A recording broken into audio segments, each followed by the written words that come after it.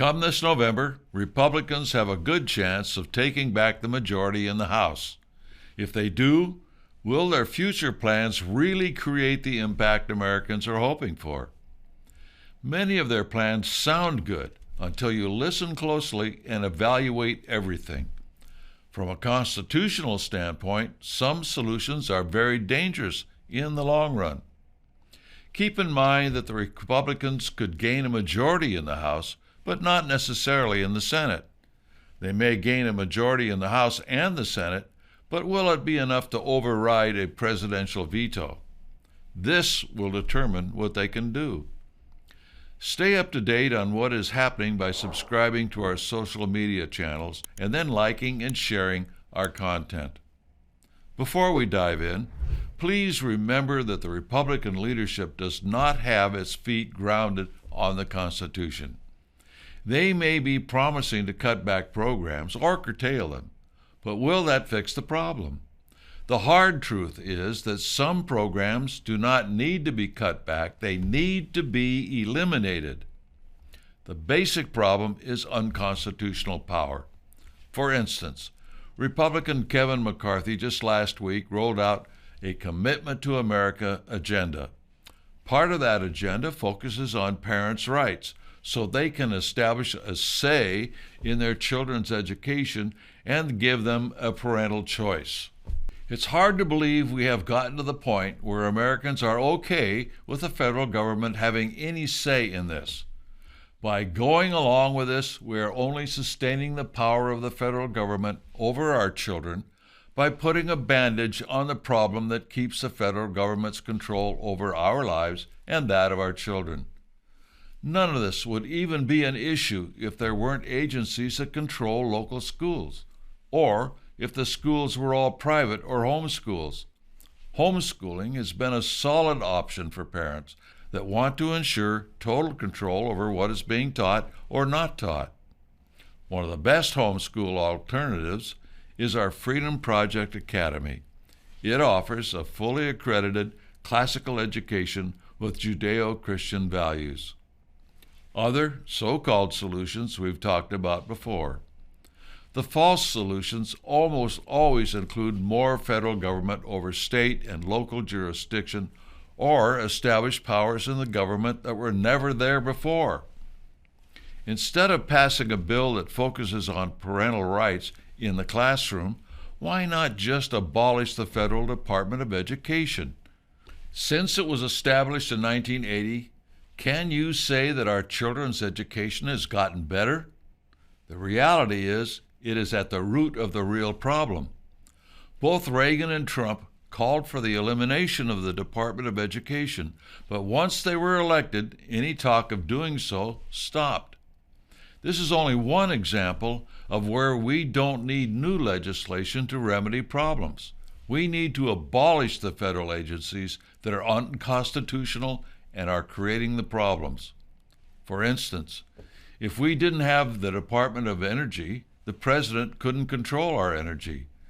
It would become a simple case of supply and demand, allowing the consumer to drive the need for drilling, refining, and cost.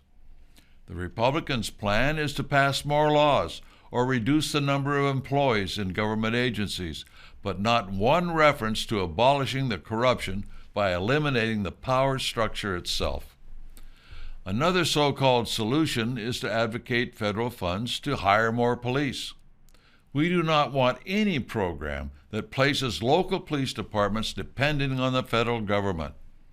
It is only one means for starting the process of federalization of the police, which we've talked about over and over again in these videos. We obviously need more police, but local citizens must demand this from their city councils and elect local officials who will do so. If local officials who are Marxists get money to hire more police from the federal government, what kind of people do you think they will hire? Think about it. The local citizens need to clean up their cities, not the federal government. That's why almost 50 years ago we started the Support Your Local Police and Keep Them Independent committees. We did this to fight against a federal system. Ultimately, a federal system will become a national police that will create a corrupt power structure that will rule the people, not protect them. The border is a problem, but so are the Marxist governments of Canada and Mexico and China.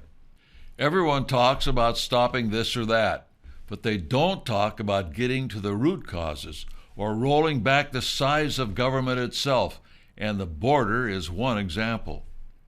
You have to stop the problems at the source, not just in the streets or at the border, as in the case of the drugs coming into our country or the illegal immigrants. Countries are emptying their prisons and sending them to our border. We need to stop this in those countries, not at the border. After all, are not these people first passing through Mexico? What are we doing with Mexico and other countries allowing this? The root cause of the drugs is China, and it has been for decades, not just recently. We've reported on this problem over the years here at the John Birch Society. That is a clue as to at least where the drugs have to be stopped. We are now hearing a lot about fentanyl, but almost nothing about the Chinese buying land in the United States to grow marijuana. One is a fast death, the other a slow deterioration of our civilization. Drugs are a means for destroying a country. The Chinese know this, since they were the target of the Opium War, which brought down the Chinese Empire. In addition, anyone who has been paying attention knows that China is taking over our country and surrounding it at the same time by buying up the governments in the Western Hemisphere with the money they get by Americans buying their products. Why are we still doing business with China?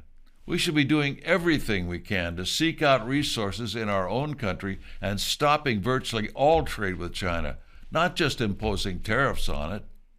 China is bleeding us and using our blood, our money, to gain supremacy on the oceans and in surrounding countries. They've also been infiltrating terrorists into our country. If we continue down this path, there will not be a need for war. They will simply call the White House and tell whoever is on the other end of the line that now they rule us. If you think this is an exaggeration, you haven't been paying attention to the Republican leaders who are on the Chinese payroll. It isn't just Democrats. A good start to understanding the depth of the problem is to read and getting others to read China, the deep state's Trojan horse in America. As far as the solution to our problems in Congress, study the Constitution. Set up Constitution study clubs using the Constitution is the Solution series.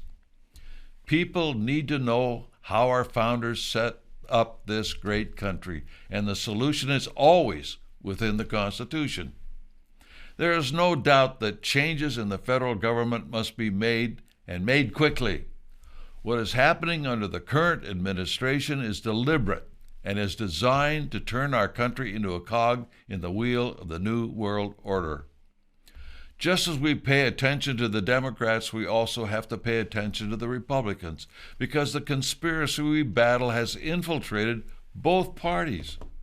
We must hold newly elected people accountable and not follow party, but follow the Constitution.